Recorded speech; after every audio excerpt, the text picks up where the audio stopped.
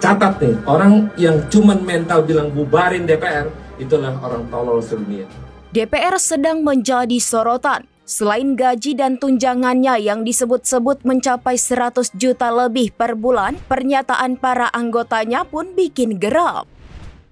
Salah satu yang viral adalah pernyataan anggota DPR RI dari fraksi Nasdem Ahmad Sahroni.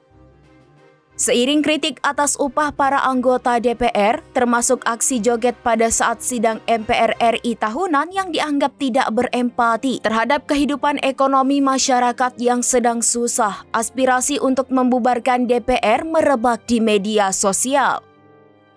Menjelang aksi demo DPR pada Senin 27 Agustus, warganet ramai menghujani DPR dengan kritik termasuk soal pembubaran DPR. Sahroni menanggapi aspirasi tersebut dengan umpatan.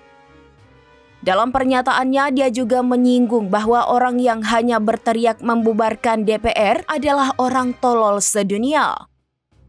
Politisi Nasdem itu menegaskan DPR akan tetap ada sebagai lembaga yang menjalankan fungsi pengawasan dan penyeimbang pemerintah. Tak sampai di situ, Sahroni kembali membuat pernyataan yang direspons negatif oleh publik.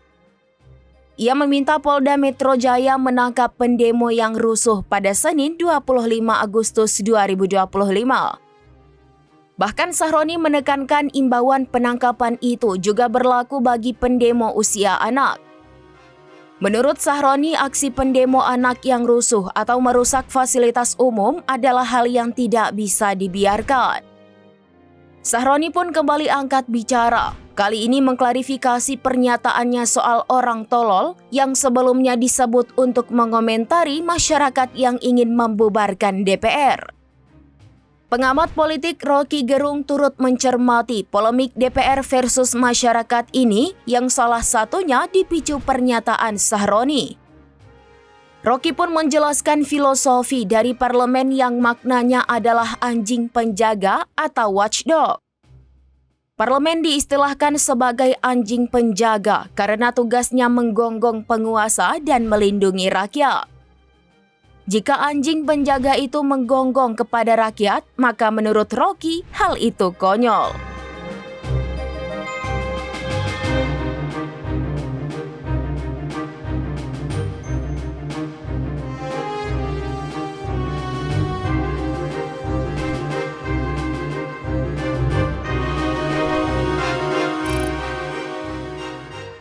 Download Tribun X sekarang, menghadirkan lokal menjadi Indonesia.